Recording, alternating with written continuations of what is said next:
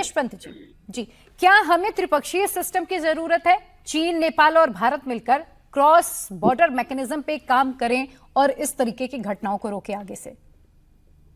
बिल्कुल, जरूर जरूर इसकी जरूरत है। मतलब साइंस, जैसे मैंने कहा, बाउंड्रीज नहीं जानता।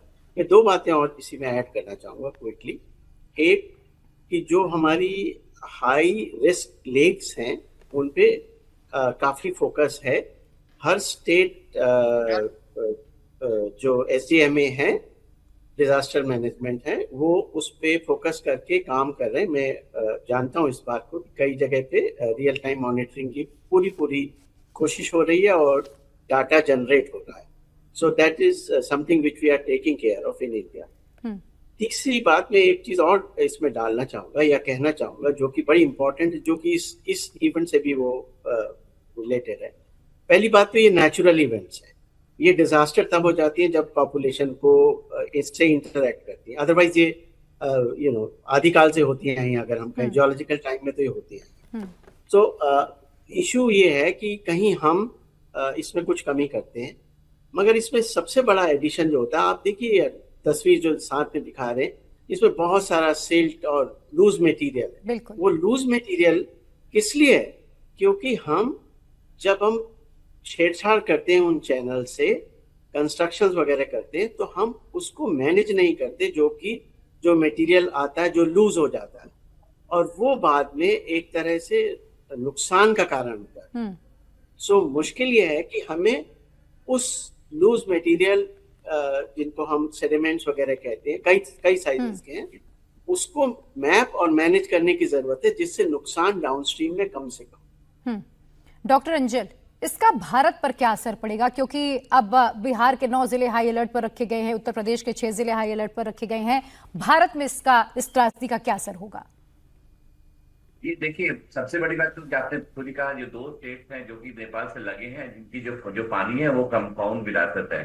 जो पूरा गंगा यमुना का सिस्टम है जो कि उत्तर प्रदेश और नेपाल में के बहता है, उसका ये जो पानी है ये पूरा वहाँ चीन और नेपाल से ही पानी आता है, जो कि हमारे गंगा के प्रदेश जो है उसमें बहता है। तो जो कुछ भी अगर इसमें चेंजेस आते हैं अपस्ट्रीम में, उसका डाउनस्ट्रीम में बहुत बड़ा असर होता है। आपको पता है कि यूपी के कुछ जिले और बिहार के कुछ जिले हमेशा डूब के जिले माने जाते हैं। कम से कम 20 से 40% उनके जो जगह है वो हर समय बाढ़ से प्रभावित रहते हैं।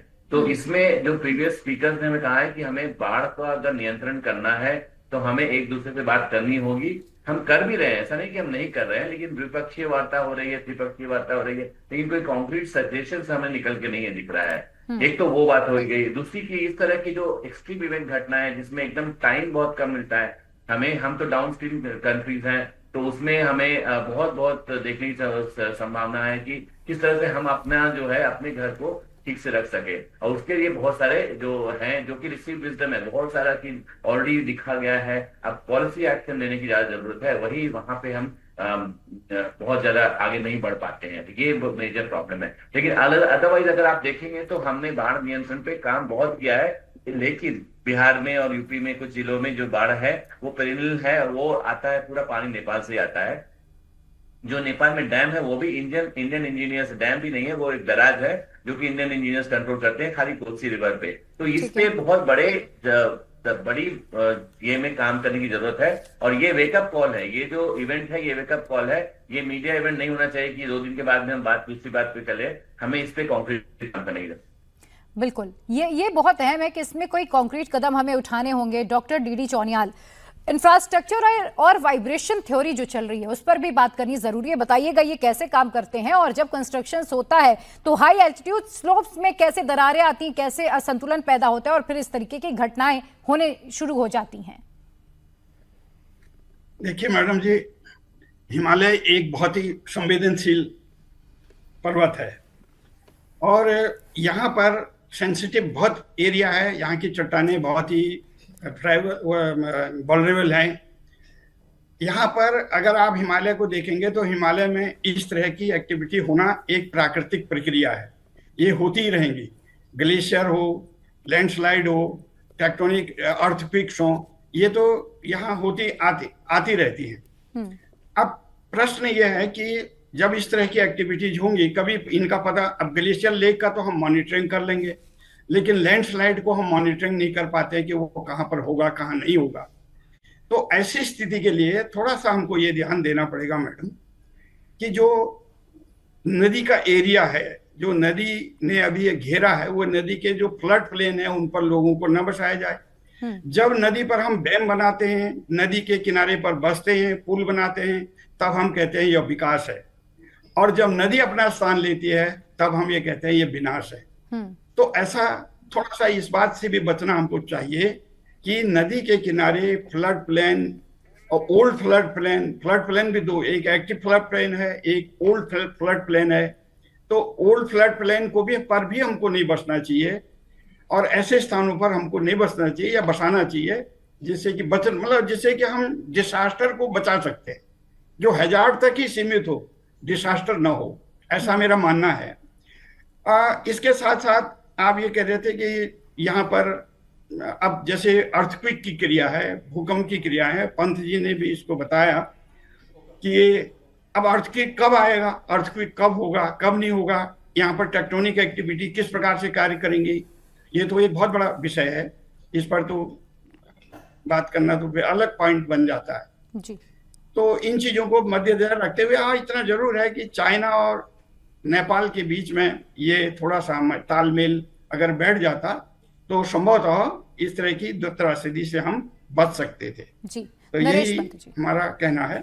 जी नरेश पंत जी, अब हाल ही में जिस तरीके के डिजास्टर्स आए हैं, चाहे मैं बात करूं हिमाचल में जिस तरीके से आते हैं, मैं भारत की बात कर रही हूं, उत्तराखंड में आते हैं, या अभी नेपाल की हम बात कर लें, तिब्बत की बात कर लें, मैन मेड डिजास्टर कहा जाने लगा है, और इस डिजास्टर को तो कहा जा रहा है कि चाइना मेड है।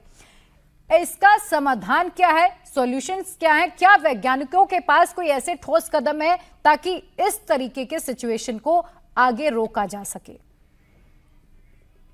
जरूर, मैं अभी प्रिया जी इस बात से एग्री नहीं करूंगा कि ये चाइना मेड है।